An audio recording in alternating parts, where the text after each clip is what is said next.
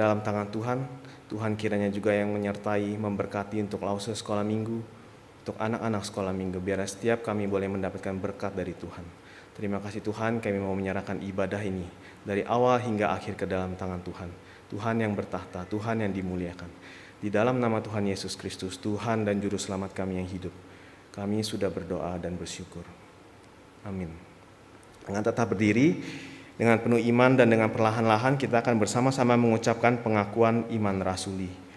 Aku percaya kepada Allah, Bapa yang Maha Kuasa, Khalik langit dan bumi, dan kepada Yesus Kristus, anaknya yang tunggal, Tuhan kita, yang dikandung dari Roh Kudus, lahir dari anak darah Maria, yang menderita sengsara di bawah pemerintahan Pontius Pilatus, disalibkan, mati dan dikuburkan, turun ke dalam kerajaan maut.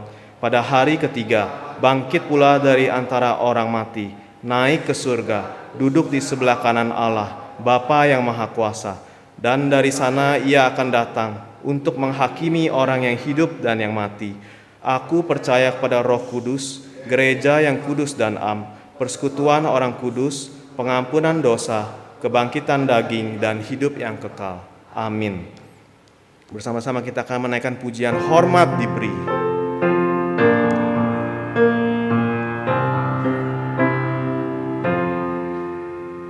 Hormat diberi bagi Bapa, Anak, dan Roh Kudus, dari mula sampai sekarang dan seterusnya termulia. Amin. Amin.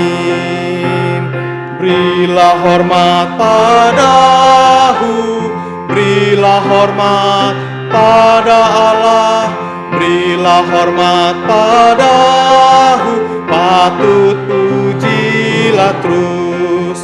Puji Allah pemberi berkat, puji Allah segala bangsa, puji Allah yang tertinggi, puji Bapa, Putra, dan Roh.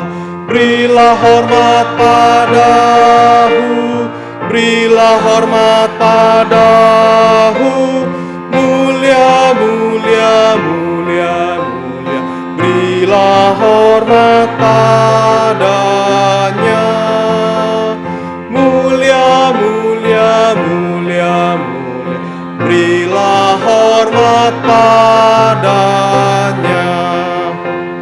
berilah hormat padahu, berilah hormat pada Allah, berilah hormat padahu, patut pujilah terus. Puji Allah pemberi berkat, puji Allah segala bangsa, puji Allah yang tertinggi, puji Bapa, Putra, dan Roh. Berilah hormat padahu, berilah hormat padahu, mulia, mulia, mulia, mulia. Berilah hormat padanya, mulia, mulia, mulia, mulia. Berilah hormat padanya. Jemaat dipersilakan duduk.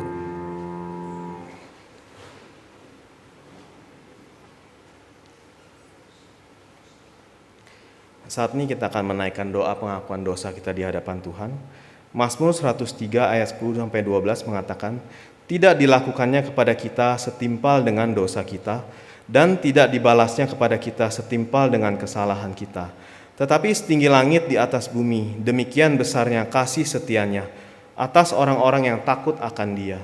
Sejauh timur dari barat, demikian dijauhkannya daripada kita pelanggaran kita. Pada saat ini mari kita dengan sikap merendahkan hati kita, merendahkan diri kita di hadapan Tuhan. Kita datang mengakui segala perbuatan kesalahan kita di hadapan Tuhan. Kita mohon Tuhan sendiri yang mengampuni kita. Mari kita berdoa di dalam hati kita masing-masing. membawa setiap pergumulan, setiap dosa dan kesalahan. Kiranya Tuhan sendiri yang menghapuskan dosa kita.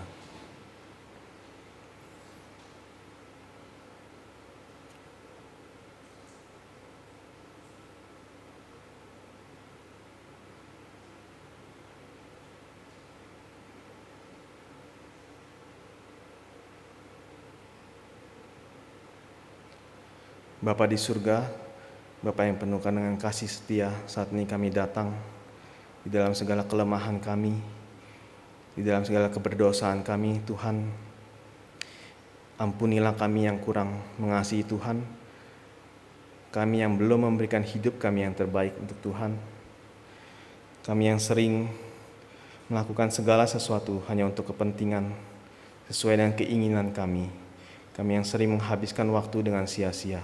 Ampuni kami Tuhan, ampuni kami yang belum menjadi berkat bagi orang-orang di sekitar kami, bahkan kami mungkin menjadi batu sandungan. Ampuni kami yang masih kurang mengasihi sesama kami. Ampuni kami yang sering kali jatuh di dalam dosa yang sama, mengulangi dosa yang sama. Kami melakukan hal-hal yang mendukakan hati Tuhan. Tuhan, kiranya Engkau sendiri yang mengampuni kami dengan belas kasihan-Mu. Kiranya Roh-Mu yang kudus sekali lagi membersihkan kami, memberi kami kekuatan, agar kami boleh berjalan bersama-sama dengan Tuhan di dalam ketaatan. Kami boleh mengarahkan hati kami hanya untuk Tuhan. Terima kasih Tuhan, dengarlah permohonan doa kami. Ampunilah kami sesuai dengan kasih setia-Mu. Terima kasih Tuhan, di dalam nama Yesus Kristus, Tuhan dan Juru Selamat kami yang hidup. Kami sudah berdoa dan mengucap syukur. Amin. Pembacaan Alkitab kita pada pagi hari ini diambil dari kitab Pengkhotbah, pasal keempat ayat ke-7 sampai ke-12.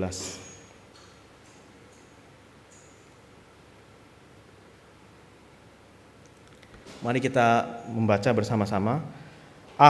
Kesia-siaan dalam hidup. Aku melihat lagi kesia-siaan di bawah matahari. Ada seorang sendirian, ia tidak mempunyai anak laki-laki atau saudara laki-laki, dan tidak henti-hentinya ia berlelah-lelah. Matanya pun tidak puas dengan kekayaan. Untuk aku berlelah-lelah dan menolak kesenangan, ini pun kesia-siaan dan hal yang menyusahkan. Berdua lebih baik daripada seorang diri, karena mereka menerima upah yang baik dalam jerih payah mereka. Karena kalau mereka jatuh, yang seorang mengangkat temannya, tetapi wahai orang yang jatuh, yang tidak mempunyai orang lain untuk mengangkatnya. Juga kalau orang tidur berdua, mereka menjadi panas. Tetapi bagaimana seorang saja dapat menjadi panas? Dan bila mana seorang dialahkan, dua orang akan dapat bertahan. Tali 3 lembar tak mudah diputuskan. Pada bagian ini, di dalam ayat ke-7 dan ke-8 dikatakan, ada seorang yang hidup hanya untuk dirinya sendiri. Dia tidak punya keluarga, tidak punya anak, tidak punya saudara, dan dia tidak mempunyai relasi dengan orang lain. Dia hanya hidup terus berjerih payah seumur hidupnya untuk dirinya sendiri, mengejar segala harta, kekayaan, dan dikatakan matanya tidak pernah puas dengan kekayaan. Dan pengkhotbah mengatakan ini adalah hidup yang sia-sia. Manusia yang paling kasihan adalah manusia yang seumur hidupnya tanpa Tuhan, tidak mengenal Tuhan. Berapapun dia kaya, berapapun dia berkuasa, jikalau hidup dia di luar Tuhan, maka hidupnya adalah sia-sia. Pada suatu hari nanti dia akan menghadapi penghakiman Tuhan, dan dia akan dihukum sampai selama-lamanya karena dosanya. Sebaliknya manusia yang paling berbahagia adalah mereka yang mengenal Tuhan, mereka yang hidup di dalam Tuhan, mereka yang mempunyai relasi dengan Tuhan, mereka yang setiap hari menikmati persekutuan dengan Tuhan. Mari kita sebagai orang-orang Kristen, orang-orang yang sudah percaya di dalam Tuhan, kita boleh menikmati setiap hari, berjalan bersama-sama dengan Tuhan, menikmati kehadiran Tuhan di dalam setiap kehidupan kita, sampai nanti kita berjumpa dengan Tuhan, muka dengan muka. Saya mengundang saudara-saudari untuk menyanyikan satu buah lagu pujian, Aku Sedang Berjalan Dengan Tuhanku.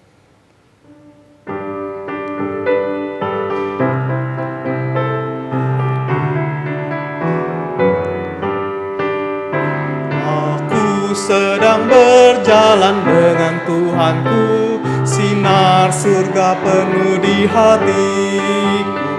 Aku bergandeng tangan dengan Tuhanku, menuju surga mulia dan kekal.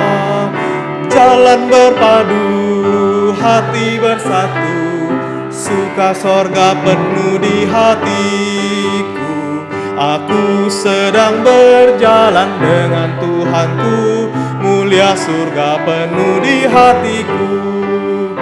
Aku sedang berjalan dengan Tuhanku, sinar surga penuh di hatiku.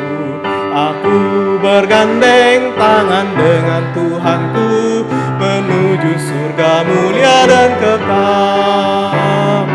Jalan berpadu, hati bersatu, suka sorga penuh di hatiku. Aku sedang berjalan dengan Tuhanku, mulia surga penuh di hatiku. Yang pria bernyanyi, aku sedang berjalan dengan Tuhanku, sinar surga penuh di hatiku. Aku bergandeng tangan dengan Tuhanku, menuju surga mulia dan kekal. Jalan berpadu, hati bersatu, suka sorga penuh di hatiku. Aku sedang berjalan dengan Tuhanku, mulia surga penuh di hatiku. Yang wanita, sedang berjalan dengan Tuhanku, sinar surga penuh di hatiku. Aku bergandeng tangan dengan Tuhanku, menuju surga mulia dan kekal. Jalan berpadu, hati bersatu, suka sorga penuh di hatiku. Aku sedang berjalan dengan Tuhanku, mulia surga penuh di hatiku. Bersama-sama, aku sedang berjalan dengan Tuhanku, sinar surga penuh di hatiku.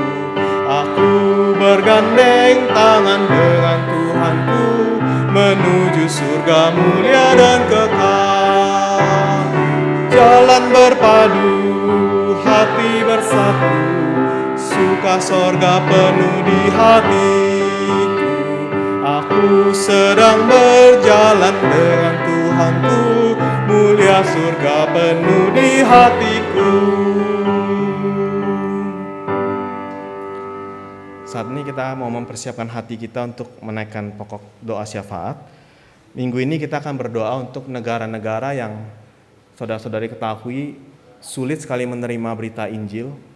Kita berdoa untuk pekerjaan Tuhan di negara-negara seperti itu.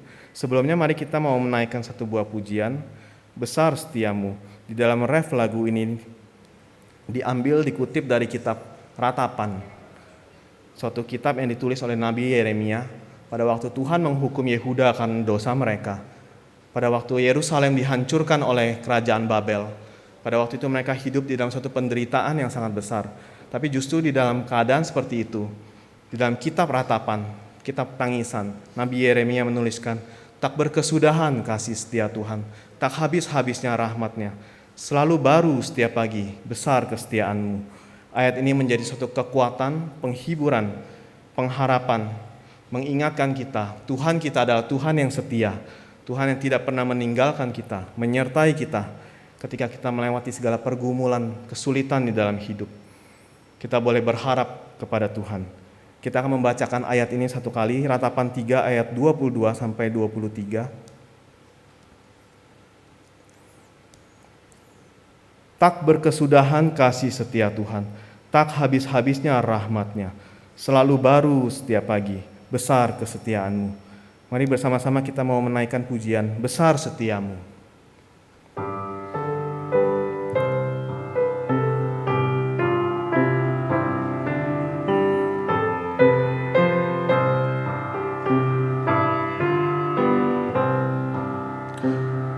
Besar setiamu, Allah Bapa-Ku, besarlah kasih-Mu berkelimpahan, tiada kurang dan tidak berubah, sempurna dan tetap selamanya.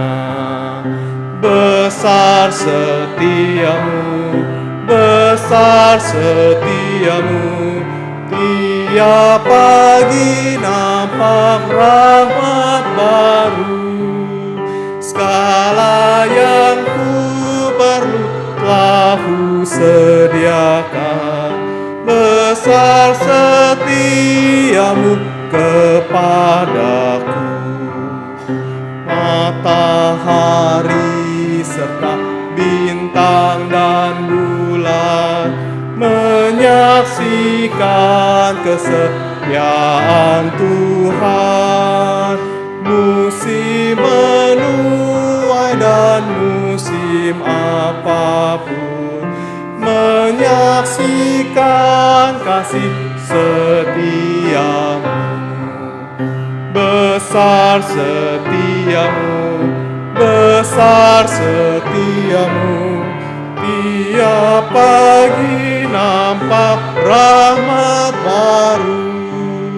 Segala yang ku perlu telah ku sediakan, besar setiamu kepadaku.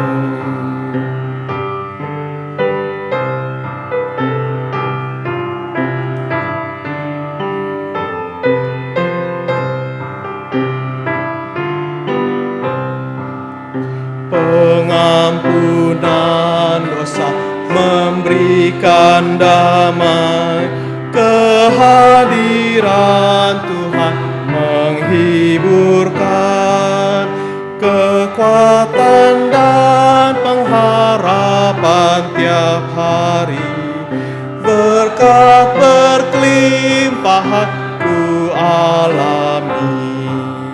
Besar setiamu, besar setiamu, tiap pagi nampak rahmat baru. Segala yang ku perlu telah ku sediakan, besar setiamu kepadaku. Besar setiamu, besar setiamu, besar setiamu, tiap pagi nampak rahmat baru. Segala yang ku perlu telah ku sediakan, besar setiamu kepadaku.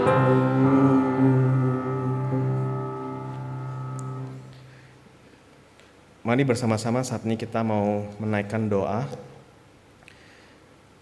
Pada kemarin saya lihat di ChatGPT, negara-negara dengan tingkat kesulitan pemberitaan Injil yang terbesar, maka negara-negara seperti Korea Utara dan beberapa negara di Timur Tengah seperti Arab,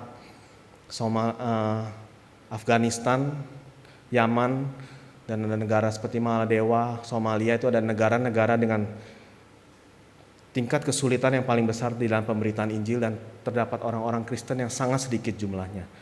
Mari kita berdoa untuk negara-negara itu. Kita berdoa kiranya Tuhan sendiri yang berbelas kasihan untuk negara-negara itu. Mari kita berdoa bersama-sama.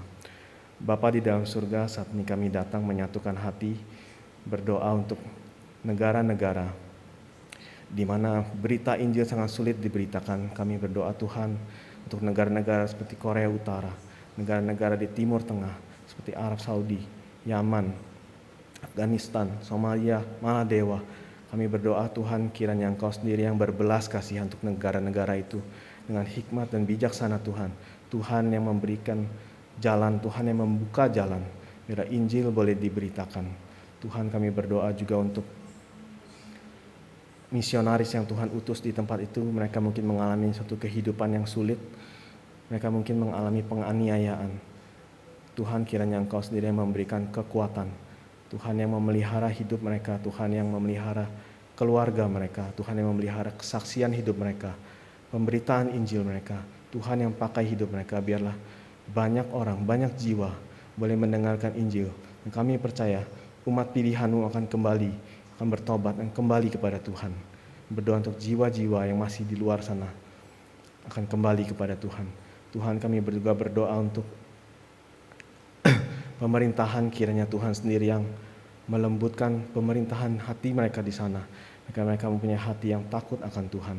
Dan mereka juga boleh bertindak dengan keadilan dan kebenaran boleh dinyatakan.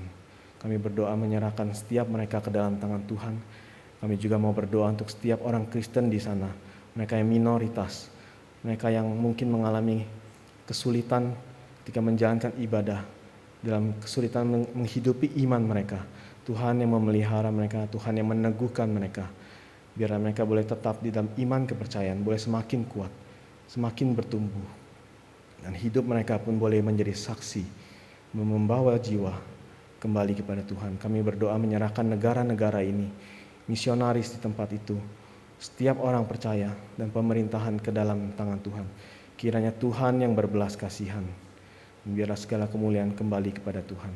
Terima kasih Tuhan, di dalam nama Tuhan Yesus, Tuhan dan Juru Selamat kami yang hidup, kami sudah berdoa dan mengucap syukur. Amin. Saat ini kita mau mempersiapkan hati kita untuk mendengarkan firman Tuhan.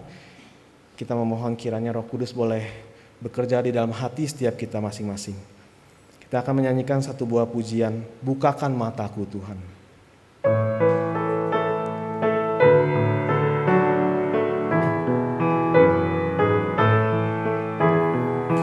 Bukakan mataku Tuhan, untuk lihat kebenaran-Mu. Beri padaku kunci ajaib, untuk lepaskan belengguku. Ku menantikan Tuhanku, kehendak-Mu yang jadilah. Roh Kudus menyertaiku dan pimpinku. Bukakan telingaku Tuhan, untuk mendengarkan firman-Mu, agar apa yang ku dengar hanyalah Injil Tuhanku. Ku menantikan Tuhanku, kehendak-Mu yang jadilah. Roh Kudus menyertaiku dan pimpinku.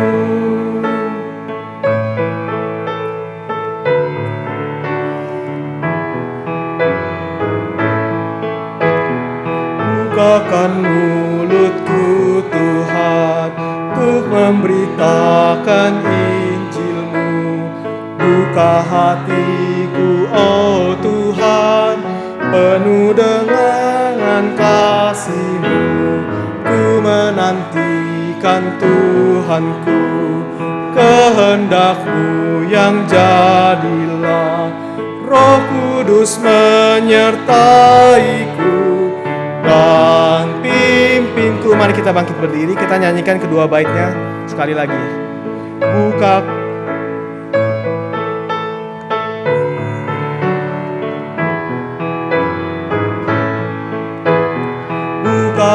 mataku Tuhan, untuk lihat kebenaran-Mu. Beri padaku kunci ajaib, untuk lepaskan belengguku. Ku menantikan Tuhanku, kehendak-Mu yang jadilah.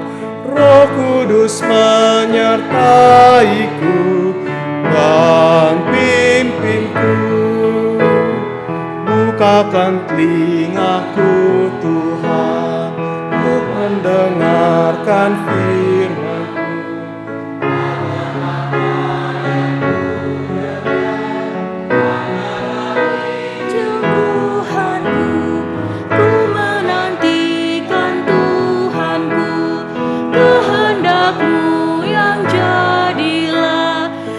Kudus menyertaiku dan pimpinku.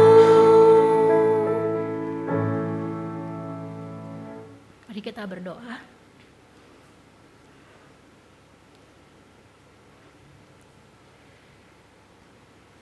Ya Tuhan Allah kami, Kristus Yesus, yang pernah hadir 2000 tahun yang lalu sebagai rupa manusia, dan yang kemudian mati dan bangkit, dan menunjukkan dirimu kepada orang-orang yang Engkau kasihi. Kemudian Engkau naik ke surga, dan di masa yang akan datang Engkau akan datang kembali untuk menjemput umat-Mu. Meskipun saat ini kami tidak bisa melihat Engkau seperti 2000 tahun yang lalu, tapi kami bisa melihat dengan mata iman kami ya Tuhan. Oleh karena itu, bukakanlah ya Tuhan mata hati kami, bukakanlah telinga kami, supaya kami bisa mendengar suara-Mu, supaya kami bisa melihat diri-Mu melalui firman-Mu. Nyatakanlah kembali anugerah-Mu kepada umat-Mu ya Tuhan. Janganlah ingat-ingat apa yang menjadi kesalahan kami, tapi biarlah belas kasihan-Mu yang kembali membujuk kami untuk mencari Engkau Allah kami yang hidup. Tuhan, berbicaralah kepada kami, tolonglah hamba-Mu yang lemah dan terbatas itu. Biarlah Engkau saja yang berkata-kata, saat Engkau dapat memakai keledai Bileam untuk menyuarakan isi hati-Mu, Engkau pun bisa memakai manusia lemah ini ya Tuhan. Kami juga berdoa untuk seluruh gereja Tuhan, supaya Tuhan juga hadir dan membukakan mata hati mereka. Dalam nama Kristus Yesus, pengantara kami dari sekarang sampai selama-lamanya. Amin. Silakan duduk, Bapak Ibu Saudara.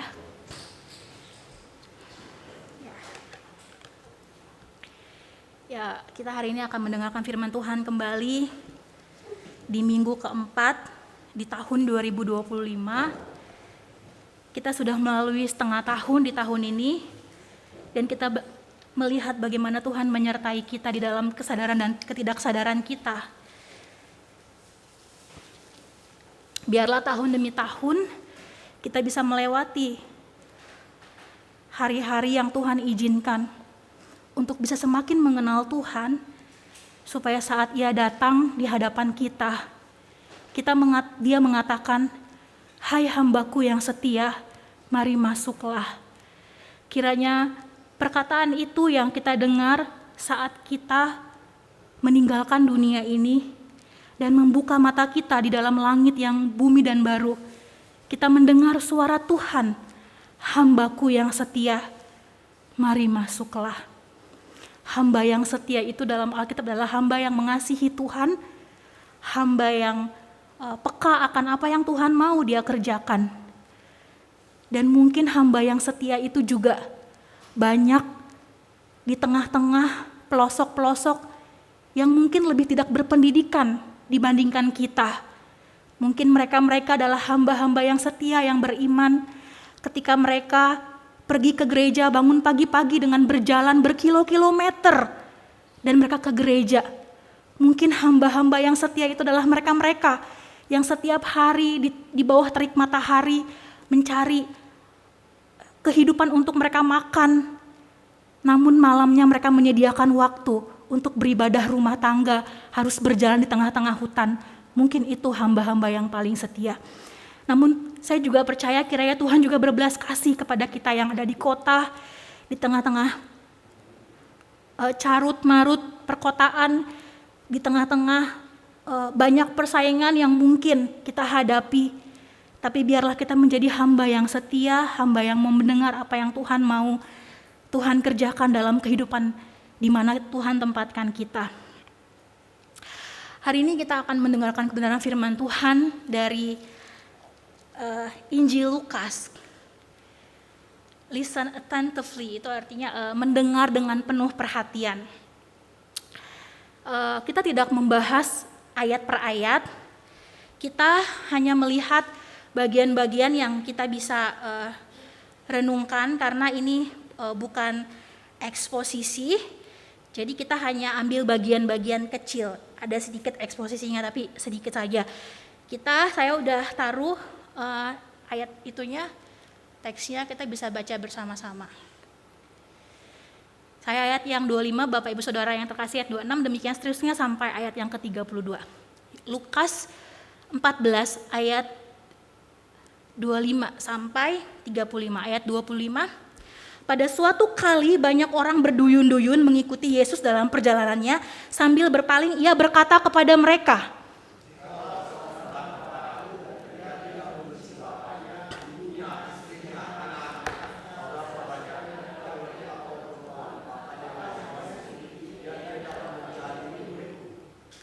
barang siapa tidak memikul salibnya dan mengikut aku, ia tidak dapat menjadi muridku.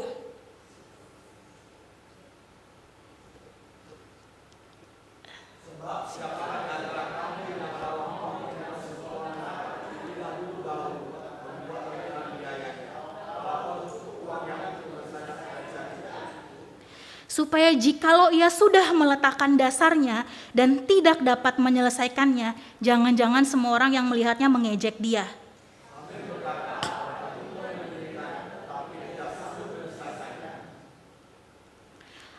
Atau raja manakah yang kalau mau pergi berperang melawan raja lain tidak duduk dahulu untuk mempertimbangkan apakah dengan 10.000 orang ia sanggup menghadapi lawan yang mendatanginya dengan 20.000 orang.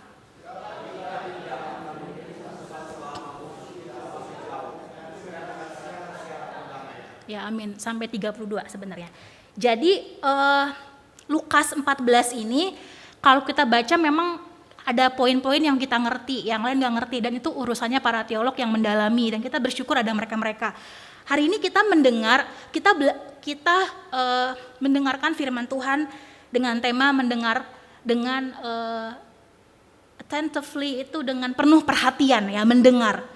Nah dari saya pernah nonton cuplikan judulnya Two Popes ya, dua paus, itu film di Netflix berdasarkan kisah nyata. Jadi sebelum Paus almarhum Fransiskus itu meninggal, si paus ini mau mengundurkan diri jadi paus.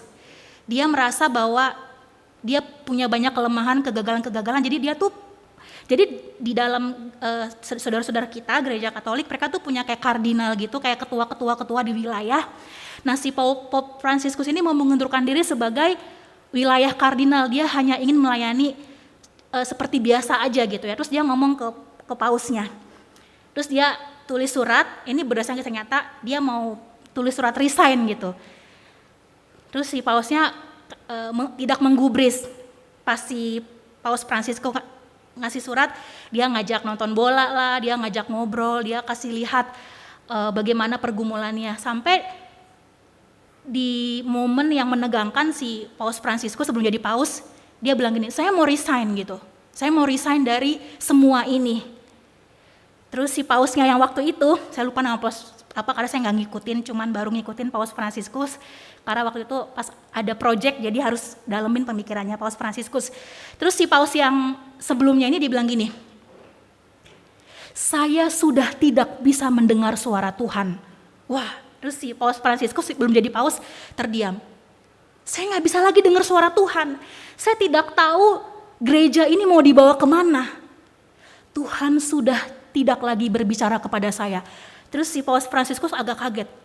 Tuhan tidak lagi berbicara kepada paus. Terus si paus yang lama ini, yang tua ini bilang, justru seringkali orang-orang yang kelihatan paling dekat dengan Tuhan, dia menyebut dirinya sebagai hamba Tuhan kan, itu adalah hamba-hamba Tuhan, para paus. Wah, si Paus Fransiskus agak kaget. Saya udah gak bisa dengar suara Tuhan. Jadi dari pergumulan, dari doa, saya melihat kamu seorang yang bisa untuk melanjutkan kursi kepausan ini. Akhirnya dia gak jadi resign, dia melanjutkan si paus yang tua menjadi paus. Nah, Paus Fransiskus ini adalah serikat Jesuit, satu ordo yang dekat di hati saya, dan pemimpinnya itu adalah satu sekolah dengan Yohanes Calvin. Dua gerakan yang Tuhan berkati, nanti kita bisa sharing di next ya. Jadi kadang-kadang orang yang mendengar suara Tuhan udah gak bisa dengar. Mungkin orang-orang seperti saya, orang-orang yang saban hari bergumul. Dan jangan sampai itu terjadi, Bapak Ibu Saudara perlu mendoakan hamba-hamba Tuhan. Mungkin orang-orang yang udah gak bisa lagi dengar suara Tuhan, guru-guru sekolah minggu mungkin, tidak semua. Atau mungkin para pelayan Tuhan. Karena paus saja bilang dia udah gak bisa dengar suara Tuhan. Tapi kita berharap dengan anugerah Tuhan kita masih dengar, kita masih diberikan pendengaran. Tuhan mau ngomong apa ke kita. Setiap pagi di dalam disiplin rohani yang saya selalu upayakan, saya selalu berdoa, Tuhan hari ini mau mengajar saya apa. Kalau saya berdoa saya pakai aku, saya bilang Tuhan mau ajar aku apa hari ini. Setiap pagi itu harus ditanya, harus kita pertanyakan apa yang aku mau pelajari di hari ini. Nanti malam apa yang Tuhan mau ajarkan satu hari ini. Dan itu cukup menolong untuk membukakan kepekaan kita. Jadi mendengar, kita hari ini belajar mendengar dengan penuh perhatian. Dan kita akan lihat dari konteks Lukas yang Tuhan Yesus ngomongin pada waktu itu. Nah, jadi ada 3 yang akan kita pelajari. Ayat 25 datang untuk mendengar, ayat 26 sampai 30 mendengarkan perkataan, kemudian mendengar perintah. Sebenarnya mendengar perkataan keras, mendengar perintah keras. Jadi 3 hal ini, datang untuk mendengar, dengerin perkataan keras, kemudian mendengar perintah keras. 3 hal ini, mendengar. Nah, tapi kita lihat dulu konteksnya kan, ayat 25. Jadi Lukas, saya cerita dulu aja ya, Lukas 14 ini kan di ayat pertamanya Tuhan Yesus itu diundang makan sama orang Farisi, ya kan?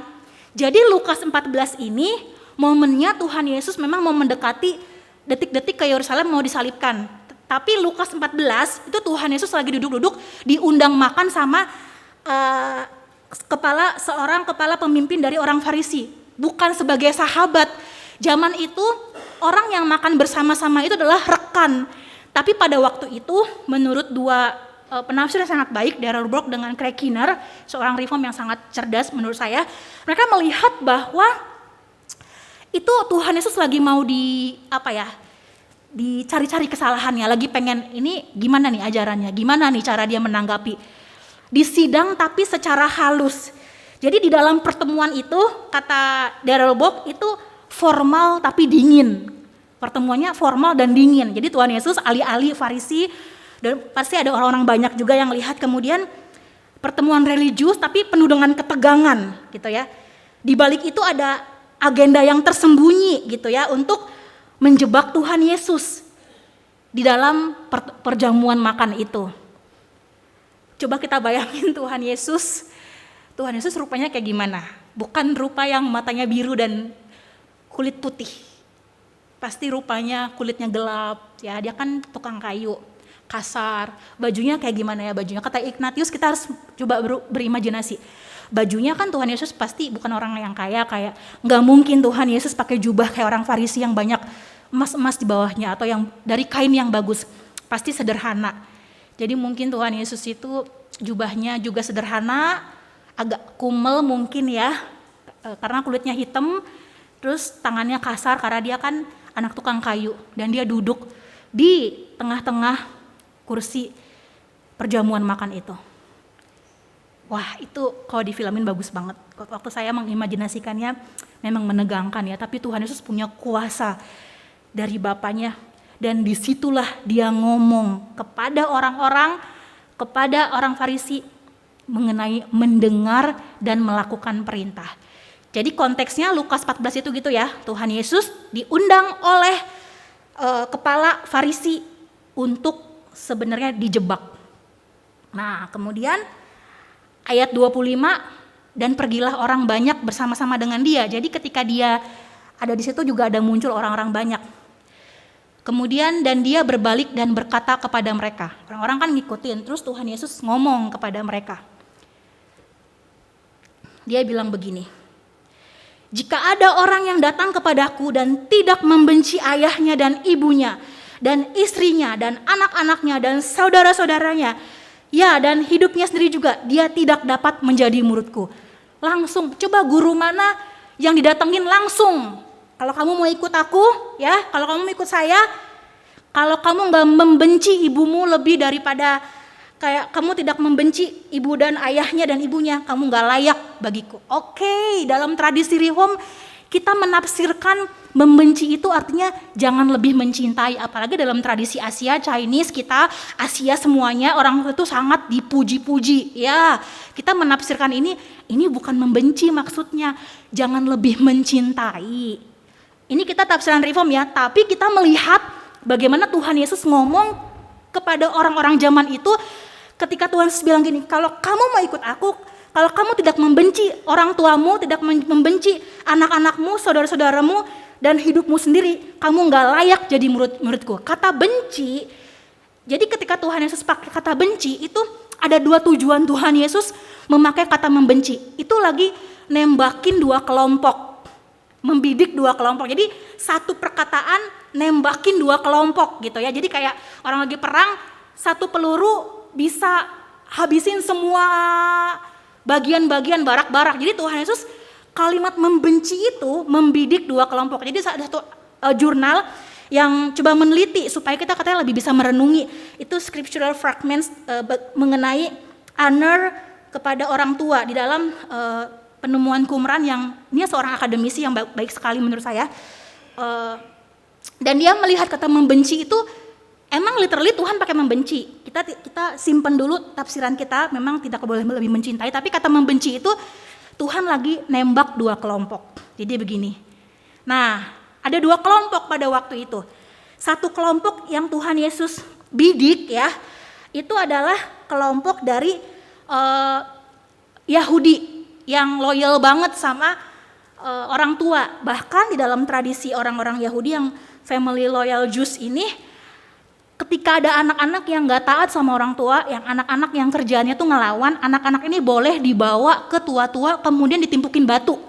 Jadi zaman itu kalau ada anak-anak yang orang tuanya ngerasa nih anak-anak gak sesuai nih dengan apa yang mereka mau, anak-anak orang tua boleh berhak suruh orang-orang menimpukin batu. Saking kalimat menghormati orang tua itu sangat dijunjung tinggi kelompok Yahudi yang loyal.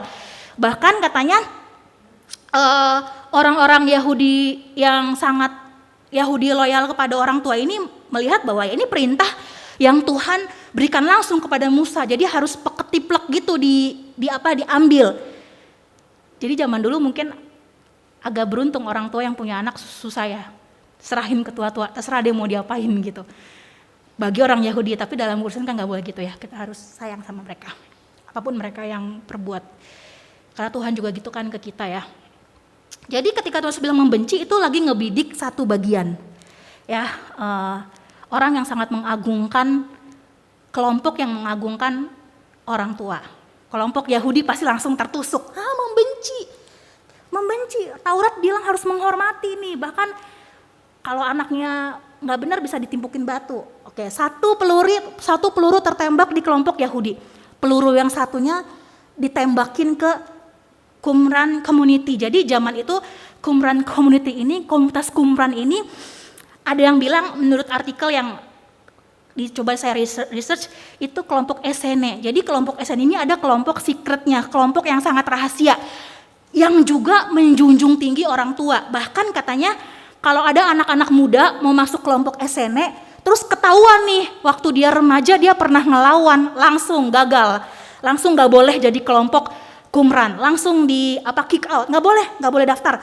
Meskipun dia udah masuk, terus kemudian ada desas-desus, wah nih kelompok kamu dulunya pernah nggak taat sama orang tuanya, langsung dikeluarin dari komunitas. Nah, komunitas Qumran Essene ini juga sangat menjunjung tinggi orang tua.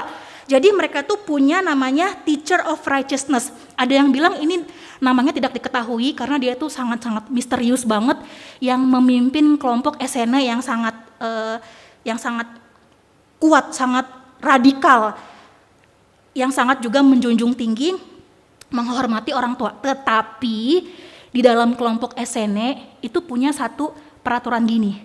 Kalau ada anak muda mau masuk kelompok Essene kemudian orang tuanya nggak setuju, nggak apa-apa membenci. Jadi boleh membenci gitu loh. Jadi kelompok Essene ini ketika bilang membenci, ya mereka membenci. Jadi katanya, jadi kalau anak-anak muda yang mau masuk kelompok Essene itu kayak para biara. Mungkin ada yang jadi hamba Tuhan kalau sekarang terus orang tuanya nggak suka, ya udah putusin hubungan sama orang tua. Zaman itu di SN begitu. Kata teacher of righteousness, kalau anak-anak muda yang mau masuk kelompok SN, dia baik banget, track recordnya bagus. Kemudian orang tuanya nggak terima karena kan harus terlibat. Si teacher of righteousness bilang gini, boleh putuskan hubungan dengan orang tua, boleh membenci. Sampai sini kita nangkep ya. Jadi ketika Tuhan Yesus bilang kalau kamu mau ikut aku harus membenci, dua langsung terbidik. Mungkin yang Yahudi agak wah ini kalimatnya kok suruh kita benci. Yang satu wah sama nih radikalnya dengan teacher of righteousness, sama nih radikalnya sama guruku. Tapi beda. Kalau di Tuhan Yesus itu ketika kita diminta membenci, mereka kan nggak tahu, kita kan ngerti ya. Kita sih nangkepnya memang seperti dimana ketika Tuhan Yesus suruh membenci itu tidak boleh lebih mencintai. Lagi pula saat kita lebih mencintai Tuhan, sebenarnya kita lebih bisa mencintai orang tua kita. Jadi tapi kan mereka nggak ngerti nih. Jadi literally kelompok SN ini boleh membenci orang tuanya kalau orang tuanya ngehalangin mereka masuk ke kelompok Qumran itu. Dan ketika mereka dengar omongan Tuhan Yesus, mereka berasa ini mirip guru, tapi sebenarnya kan nggak gitu. Ayat 26 Tuhan bilang, kalau kamu gak membenci orang tuamu, keluargamu, sanak saudaramu, kamu gak layak ikut aku. Dua kelompok langsung terbidik ya. Kemudian mungkin mereka hening. Kemudian Tuhan Yesus lanjutin lagi. Bukan cuma membenci. Ayat 27, barang siapa tidak memikul salibnya dan mengikut aku, ia tidak dapat menjadi muridku. Langsung salib itu membidik siapa? Orang Yahudi juga.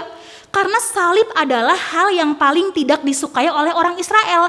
Karena dalam perjanjian lama salib itu melambangkan kutukan Allah. Katanya kalau orang-orang yang disalib itu dikutuk Allah, dan orang Israel itu gak boleh mati disalib. Dia harus diturunkan, harus dikubur. Itu pertama, oleh orang Yahudi secara teologi salib itu kutukan. Dan secara masyarakat pada waktu itu mereka di bawah pemerintahan Roma, salib itu adalah hukuman bagi orang-orang budak oleh pemerintahan Roma. Jadi salib itu, kita kan pasang lagu salibnya, ada salibnya. Kalau zaman itu dengar salib, risih. Apa sih ngomongin salib?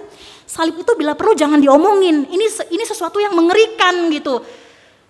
Dalam sisi teologis itu hukuman dari Allah, dari sisi Roma, orang yang disalib adalah orang-orang budak dan orang-orang yang gak diampuni. Nah, menurut catatan tradisi, kenapa Roma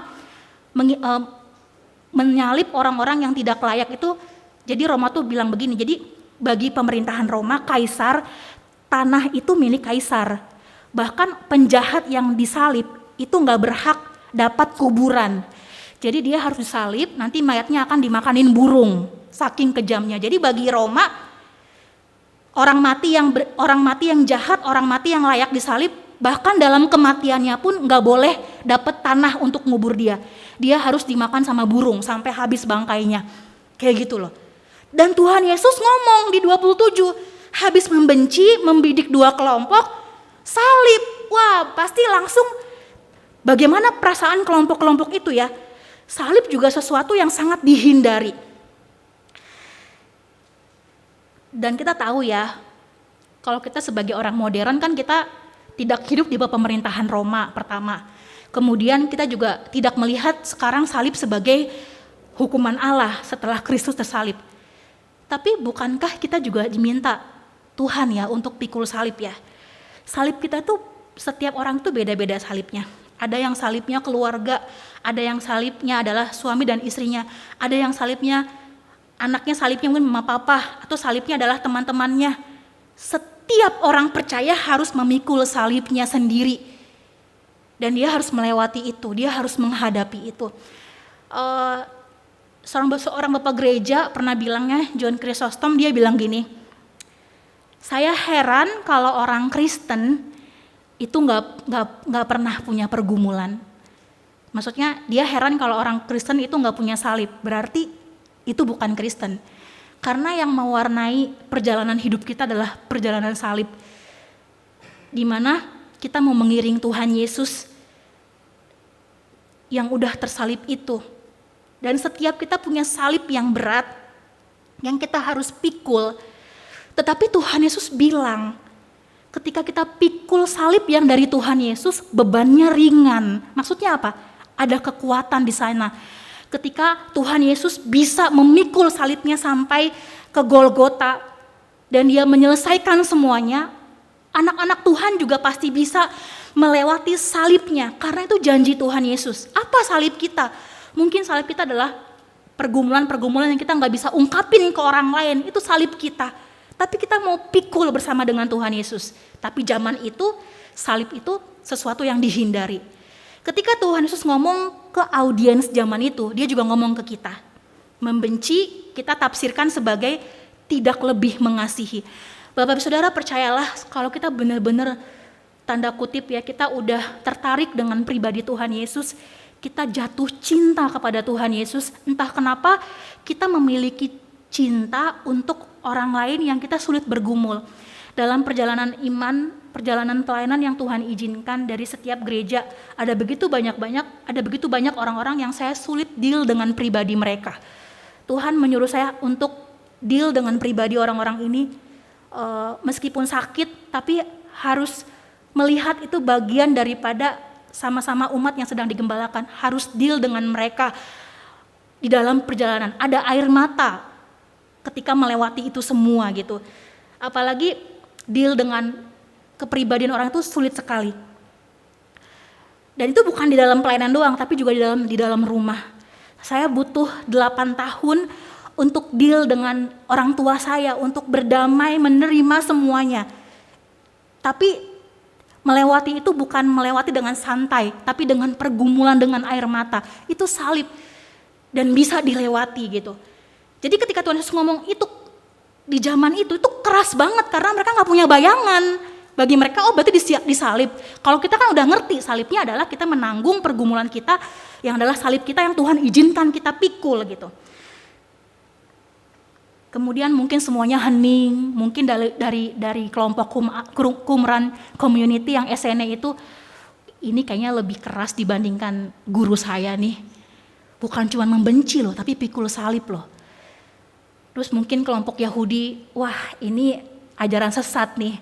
Masa dia mengagung-agungkan salib, bukannya salib itu di dalam perjanjian lama adalah hukuman Allah.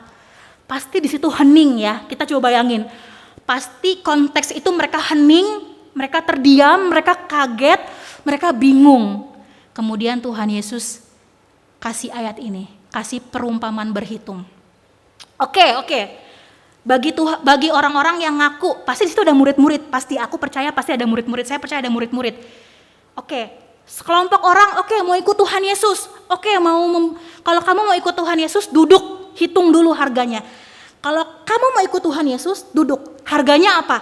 Harganya membenci orang tua, pasangan, keluarga. Kita tafsirkannya sebagai tidak boleh lebih mencintai, harus mengutamakan Tuhan. Tapi sebenarnya gini, ini juga bukan excuse buat kita mengabaikan keluarga. Atau keluarga berantakan, pelayanan sukses. Enggak, saya nggak percaya itu. Ya meskipun ada sebagian orang, tapi saya percaya gini. Orang yang sungguh-sungguh memahami panggilannya, sebagai seorang pelayan Tuhan, sedikit sekali harusnya keluarga jadi korban ya. Harusnya seperti itu. Jadi mengutamakan Tuhan Yesus itu sebenarnya menolong kita untuk punya hati lebih besar untuk mencintai keluarga. Jadi Tuhan Yesus bilang, kalau mau ikut aku hitung harganya. Bisa nggak membenci? Oke, kita bisa nih mencintai keluarga. Atau kamu bisa nggak pikul salib? Jadi kita kadang-kadang ikut Tuhan Yesus, kita nggak hitung harganya. Kita yaudah ke gereja, jangan-jangan kita belum ngitung. Kita susah untuk membayangkan gimana cara ikut Tuhan ya. Ya aku banyak bergumul, aku juga ke gereja, itu sangat bagus, kita belajar bersama-sama. Tapi bukankah saat kita ikut Tuhan Yesus, kita pikul salib, kita juga harus melakukan apa yang kita nggak suka. Contohnya apa? Terus terang aja ya, dari dulu saya paling nggak suka pergi rame-rame, retret dari sejak SMA, nggak suka pergi. Tapi ketika Tuhan suruh mau harus pergi. Gereja kita adalah gini, Tuhan itu berbicara melalui gerejanya. Di gereja itu ada gembala. Tuhan menitipkan suaranya kepada mereka, kepada gembala, kepada orang-orang yang Tuhan percayakan. Kita mau denger enggak? Mengikut salib itu kita harus dengan sengaja memberikan sesuatu yang kita nggak suka. Contohnya apa? Ke gereja. Kita bisa nggak? Online bisa. Tapi karena kita mengasihi Tuhan, kita mau datang ke gereja, kita mau menunjukkan bahwa kita ikut Tuhan, nggak mau cuman enak, kita datang. Dan gereja Tuhan izinkan untuk memberikan program. Saya selalu agak anti pakai kata program. Saya biasa menggantinya dengan istilah gereja itu ketika ada sesuatu yang dikerjakan, itu adalah visi tahunan atau pekerjaan yang Tuhan ingin kita kerjakan di tahun itu. Setiap tahun pasti juga gereja yang lain juga gitu, saya percaya. Gereja kita itu mengadakan retreat. Saya tidak sedang mengendorse itu, Bapak Ibu Saudara, bergumulan dengan Tuhan. Kita harus dengan sengaja untuk memberikan apa yang kita gak suka waktu kita mau ikut Tuhan nih. Ya, itu salib kita, salib di mana kita harus dengan sengaja meninggalkan semuanya untuk berdiam diri. Meskipun mungkin kita udah tahu nih apa yang diomongin yang khotbah, apalagi terang khotbah ada saya dan Musa Joni, pas udah ngerti nih pikirannya kemana gitu ya. Tapi bukan karena itu, saat kita mengikuti apa yang gereja itu perintahkan, itu juga bagian daripada kita pikul salib. Kita kita dengan sengaja melakukan itu, kalau enggak kita nggak bisa ngikutin gerakan hati. Dengan sengaja, dengan satu kesadaran bahwa aku mau ikut Tuhan, aku mau memikul salibku. Aku banyak kerjaannya, tapi aku mau sisihin waktu buat Tuhan untuk bersekutu bersama orang-orang kudus, orang-orang beriman. Kita orang-orang kudus yang bukan berarti kita semuanya sempurna, kita dikuduskan, kita diproses. Itu salib kita. Sedikit sharing, mungkin sebagian brother and sister udah tahu ya. Saya selalu bergumul sama Tuhan untuk pelayanan di gereja. Buat saya gereja adalah sesuatu yang begitu berat gitu ya, dengan personality yang tidak cocok, tapi saya mau berjuang, memikul salib itu dan minta kekuatan Tuhan.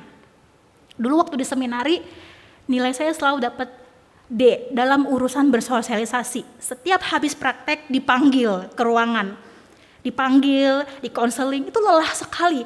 Setiap pulang praktek dilihat sosialnya D, selalu kurang. Dan saya bergumul gitu, sulit bersosialisasi. Kan biasa kalau praktek itu mahasiswa itu ada keterangannya, dia gimana, selalu paling jelek, selalu dipanggil, langganan dipanggil ke ruang dosen gitu ya. Ada masa-masa itulah yang sangat gak enak gitu. Itu salib. Dan akhirnya Tuhan juga menolong. Kita semua punya salib. Tapi kalau kita mau ikut Tuhan Yesus, ya hitung dulu harganya.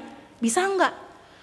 Aduh, ikut Tuhan tuh berat banget, suruh baca Alkitab, ngurusin gereja, ikut lagi kegiatan yang Tuhan percayakan di gereja. Aduh, berat banget. Udahlah, kita gak mau ikut kita gak usah ikut Tuhan Yesus. Tapi ayat yang ke-28 di seterusnya bilang, kalau kita gak ikut, hitung juga harganya. Oke, kamu gak mau ikut. Tuhan bilang, oke, kamu tidak mau ikut. Sebab siapakah di antara kamu yang kalau mau mendirikan sebuah menara dahulu membuat anggaran, itu ketika dia ikut Tuhan.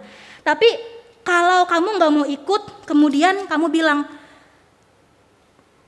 ayat 31, atau raja manakah yang kalau mau pergi berperang melawan raja lain tidak duduk dahulu untuk mempertimbangkan apakah dengan 10.000 orang ia sanggup menghadapi lawan yang mendatanginya dengan 20.000 orang. Ayat 31 itu secara tersirat kita mau, Tuhan Yesus mau ngomong, oke, kamu gak mau ikut aku, kamu gak mau pikul salib membenci, kamu mau melawan kerajaan Tuhan, hitung duduk berapa pasukan kamu mau ngelawan Tuhan. Itu loh maksudnya. Kalau mau ikut Tuhan, kalau mau ikut Tuhan, hitung harganya. Harganya itu gede loh. Kita bukan ngikutin Tuhan yang manusia, kita mengikuti satu kerajaan. Bukan komunitas Qumran, bukan juga komunitas Yahudi, tapi komunitas kerajaan Allah. Kalau mau ikut Tuhan, hitung dulu harganya. Mau jadi Kristen, hitung dulu harganya. Harganya itu besar loh. Ikut Tuhan harganya besar loh. Ikut Tuhan tuh harganya mahal loh. Aduh, berat ya, gak mau ikut deh. Oh, gak mau ikut? Yakin kalau kamu gak mau ikut, itu tandanya kamu mau ngelawan kerajaan Tuhan. Hitung dulu harganya, punya pasukan berapa. Kita kejepit nih, mau ikut Tuhan harganya mahal, gak ikut Tuhan, kita mau ngelawan kerajaan yang besar. Wah, kalau kata orang medan bohwat, nggak punya pilihan lain. Harus apa? Ikut. Tetapi karena kita nggak bisa untuk nggak ikut Tuhan, karena pasukan kita sedikit, kita bakalan habis. Kita harus ikut Tuhan yang katanya harganya mahal banget. Tetapi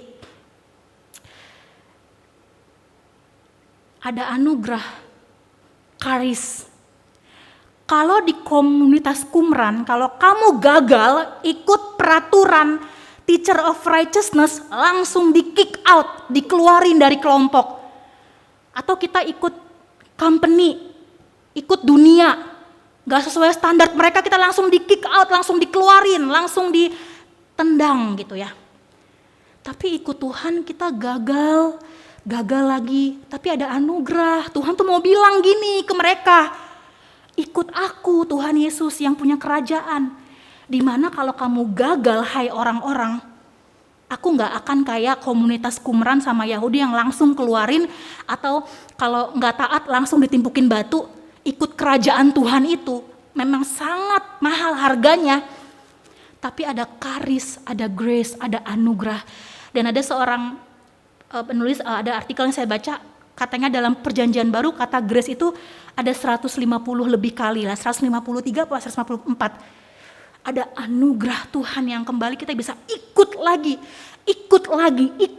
jatuh ikut lagi. Dan Tuhan tuh tahu banget orang-orang yang mungkin setengah hati ikutnya, tapi dengan anugerah Tuhan saya percaya orang-orang yang sungguh-sungguh meskipun belum sepenuh hati, dengan anugerah Tuhan pelan-pelan dia akan dibentuk untuk serupa Kristus. Teresa dari Avila pernah berdoa begini, doa yang sangat terkenal. Dia bilang gini, Tuhan, aku itu gak bisa loh mencintai Tuhan, tapi aku mau punya keinginan itu. Aku mau mencintaimu, tapi aku sekarang gak punya keinginan, tapi aku mau mencintaimu, aku mau melakukan apa yang engkau mau. Tolong aku. Kita mungkin di sini nggak semuanya dengan sepenuh hati mau ikut Tuhan karena harganya mahal. Mau nggak ikut Tuhan, nggak punya pasukan juga takut. Kita mungkin nggak sepenuh hati, tapi kita mau minta ke Tuhan, aku mau ikut Tuhan. Meskipun sekarang hatiku tuh lagi nggak mau gitu ya, aku mau. Jadi kalau mau ikut Tuhan, hitung harganya. Harganya lebih mencintai Tuhan daripada yang lain, kemudian pikul salib. Berat, berarti mau ngelawan kerajaan Tuhan. Punya berapa pasukan mau ngelawan Tuhan? Punya berapa pasukan? Pada akhirnya kita nggak punya pilihan selain ikut meskipun harganya mahal. Percayalah, di dunia ini kepercayaan lain tuh nggak ada yang seperti kekristenan, yang dimana anugerah Tuhan itu dari hari ke hari itu cukup bagi kita. Komunitas manapun itu selalu memberikan standar yang tinggi. Bukan berarti kekristenan nggak ada standar yang tinggi. Ada. Kita bahkan disuruh sempurna seperti Bapa di surga sempurna. Tetapi di dalam kepengikutan kita ada hesed, ada kasih setia, ada yang menopang. Makanya Tuhan Yesus ketika dia pergi meninggalkan dunia ini, apa yang dia berikan kepada murid-muridnya? Roh Kudus. Supaya mereka dimampukan, mereka dihibur, mereka dimampukan untuk datang kembali kepada Tuhan, datang kembali kepada Tuhan, datang kembali. Saat dunia mau ngajak kita untuk join, kita harus sadar bahwa kita adalah komunitas kerajaan Tuhan. Di dunia ini kita sebenarnya untuk survive doang, untuk makan, kita harus bekerja dengan mereka, tapi kita harus menunjukkan kita punya komunitas kerajaan Allah. Berharap saat orang lain lihat, mereka mau join dengan kita. Company lain ketika orang-orangnya, anak-anak buahnya gak sesuai aturan, langsung dikeluarin. Tapi company-nya Kristus zaman itu ada anugerah, mari ikut. Gak boleh gak ikut karena juga gak punya pasukan, mari ikut.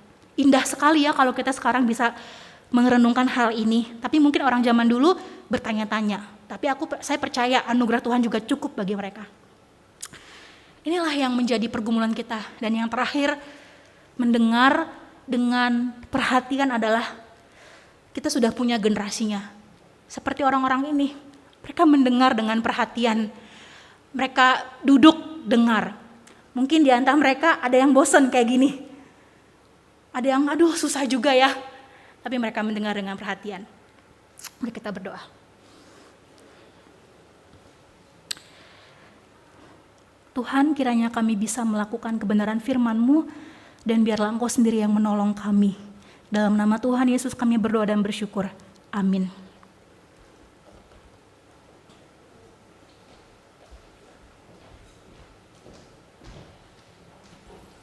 Terima kasih untuk penginjil Siska yang telah membawakan kebenaran firman Tuhan. Saat ini kita akan memberikan persembahan sebagai ucapan syukur kita di hadapan Tuhan. Kita akan menaikkan satu buah pujian, Puji-Hu. Kita yang bertugas untuk membawakan kantong persembahan.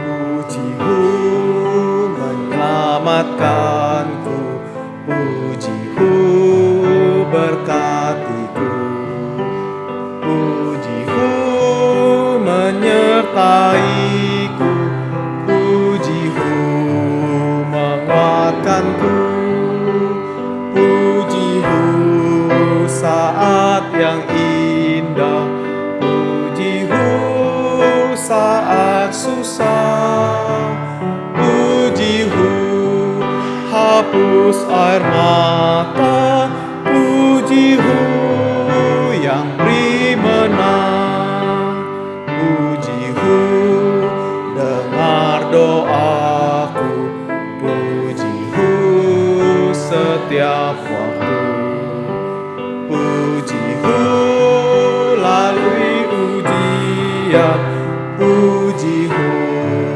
yang setia, Puji-Hu susah dan senang, Puji-Hu beri hiburan, Puji-Hu kan anugerah-Mu, Puji-Hu kan kasih-Mu. Mari kita bangkit berdiri.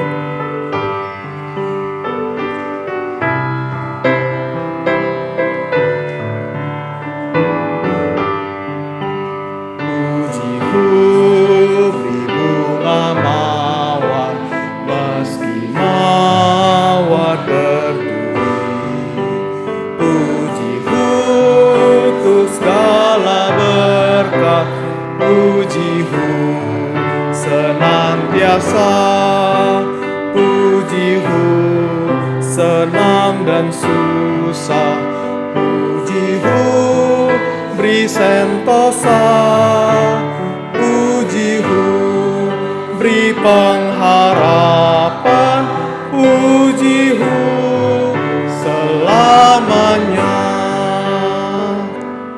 Mari kita bersatu dalam doa. Bapa di dalam surga, kami mengucap syukur Tuhan untuk anugerah-Mu di dalam setiap kehidupan kami, terutama untuk keselamatan yang sudah Tuhan kerjakan, untuk penyertaan, pemeliharaan. Engkau berjalan bersama-sama dengan kami setiap hari di dalam kehidupan kami, baik di dalam keadaan yang baik maupun di dalam keadaan yang sulit. Kami melalui bersama-sama dengan Tuhan, dan Tuhan boleh membentuk hidup kami di dalam setiap apa yang kami alami di dalam kehidupan kami. Terima kasih Tuhan untuk penyertaan-Mu. Tuhan, saat ini kami ingin memberikan persembahan sebagai ucapan syukur kami. Kiranya Tuhan yang boleh menerima, Tuhan yang berkenan atas persembahan kami, dan Tuhan boleh memakai persembahan ini untuk pekerjaan Tuhan di tempat ini. Terima kasih Tuhan, kami menyerahkan semua ke dalam tangan Tuhan. Di dalam nama Tuhan Yesus, Tuhan dan Juru Selamat kami yang hidup, kami sudah berdoa dan bersyukur. Mari bersama-sama kita mengucapkan doa Bapa kami. Bapa kami yang di surga, dikuduskanlah nama-Mu, datanglah kerajaan-Mu, jadilah kehendak-Mu, di bumi seperti di surga. Berikanlah kami pada hari ini makanan kami yang secukupnya. Ampunilah kami akan kesalahan kami, seperti kami juga mengampuni orang yang bersalah kepada kami. Janganlah membawa kami ke dalam pencobaan, tapi lepaskanlah kami daripada yang jahat. Karena Engkaulah yang punya kerajaan dan kuasa dan kemuliaan sampai selama-lamanya. Amin. Mari persilakan duduk. Ada beberapa warta untuk minggu ini. Hari Kamis tanggal 29 Mei ini hari libur. Kita akan bersama-sama mempersiapkan hati kita untuk menghadiri ibadah kenaikan Tuhan Yesus dengan tema Soli Deo Gloria, yang firman Tuhan akan diberitakan oleh Pendeta Joni Junaidi. hari Kamis jam 10 pagi di tempat ini. Untuk berikutnya ada retret Gereja Kristen Batu Hidup yang akan diadakan dari tanggal 5 sampai tanggal 7. Ini hari Kamis 2 minggu lagi. Kamis 2 minggu lagi, dan bersamaan dengan itu juga ada retret sekolah minggu di tanggal yang sama. Bagi teman-teman yang belum mendaftarkan diri, masih bisa ikut mendaftarkan diri untuk hadir di dalam retret gereja kita. Lalu untuk tanggal 31 Mei, hari Sabtu, ada suatu kegiatan pelayanan di bimbel dan pengobatan gratis. Bagi saudara-saudari yang ingin ikut melihat, ingin ikut berbagian, boleh menghubungi saudara Suwandi. Dan juga di tanggal 20 sampai 21 Juni di Buleleng, Bali, ada GKBH Medical Mission. Bagi teman-teman yang mau ikut juga boleh ikut hadir bersama-sama ke Bali. Kita boleh melihat bagaimana Tuhan bekerja di tempat itu. Nah, bagi saudara-saudari yang mau ikut, boleh menginformasikan kepada saudara Suwandi. Untuk selanjutnya ada persekutuan doa onsite setiap hari Rabu di tempat ini, di lantai dasar. Lalu ada pendalaman Alkitab setiap hari Kamis. Kamis ini tidak ada karena kita akan memperingati hari kenaikan Tuhan Yesus dan tanggalan merah. Lalu 2 minggu lagi juga tidak ada karena kita akan mengadakan retret. PA baru akan kembali diadakan di minggu kedua bulan Juni. Dan kita sudah sampai di kitab 2 Samuel dan akan dilayani oleh Ibu Inawati Teddy.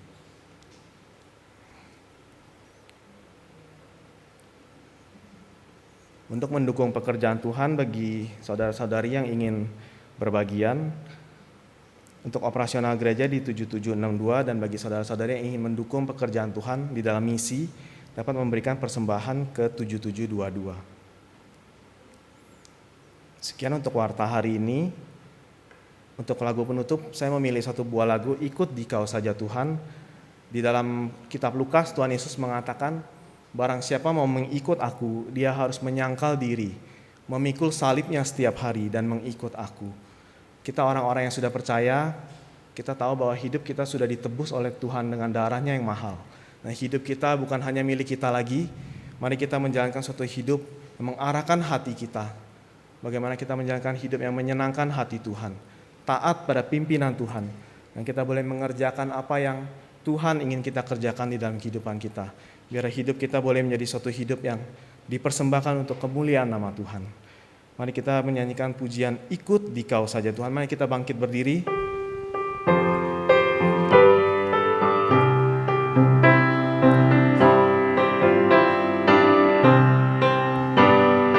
Ikut Dikau saja Tuhan, jalan damai bagiku.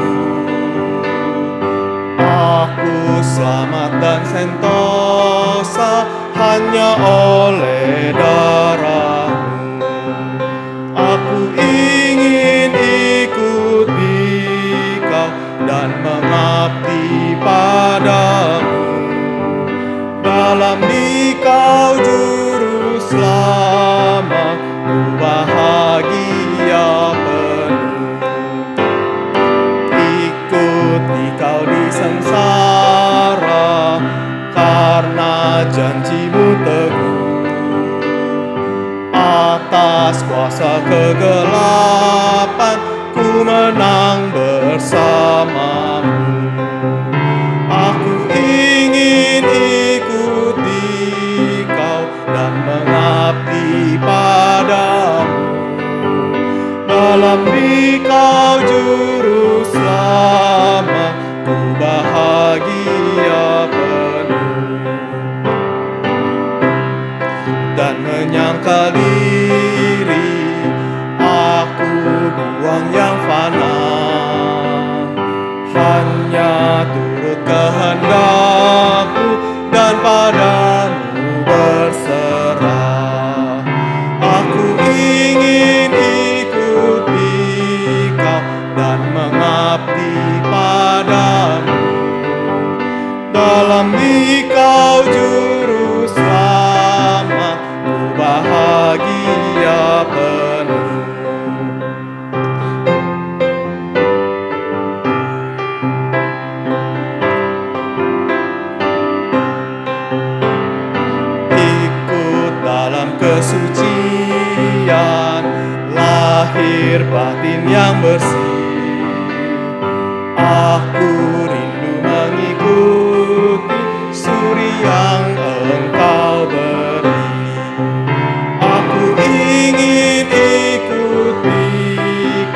dan mengabdi padamu. Dalam Dikau juru selamat, bahagia penuh. Aku ingin ikut Dikau, aku ingin ikut Dikau, mengabdi padamu. Dalam Dikau juru selamat, bahagia penuh. Saudara yang terkasih dalam Tuhan, pulanglah dalam damai sejahtera Tuhan, dan kiranya seluruh hidupmu menjadi satu ibadah yang sejati kepada Tuhan. Bawalah pulang firman Tuhan dengan segala sukacita, renungkan itu, tanamkan dalam hatimu, dan mohon kekuatan daripada Roh Kudus untuk melakukannya dalam kehidupanmu sehari-hari. Sekarang arahkan hatimu kepada Tuhan dan terimalah berkat daripadanya. Tuhan melindungi engkau dan memberkatimu. Tuhan menyinari engkau dengan wajahnya dan memberi engkau kasih karunia. Tuhan menghadapkan wajahnya kepadamu dan memberi engkau damai sejahtera. Turunlah atas kita semua kasih karunia dari Allah Bapa, Allah Anak dan Allah Roh Kudus. Hari ini turun sekali lagi menyertai kita sampai Maranatha. Amin.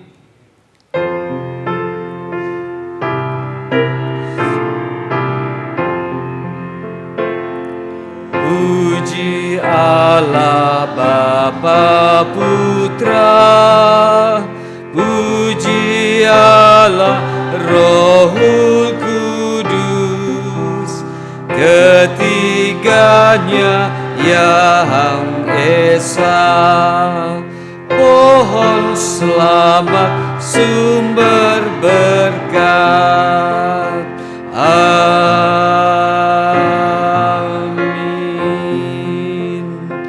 Silakan duduk, saat teduh ibadah selesai.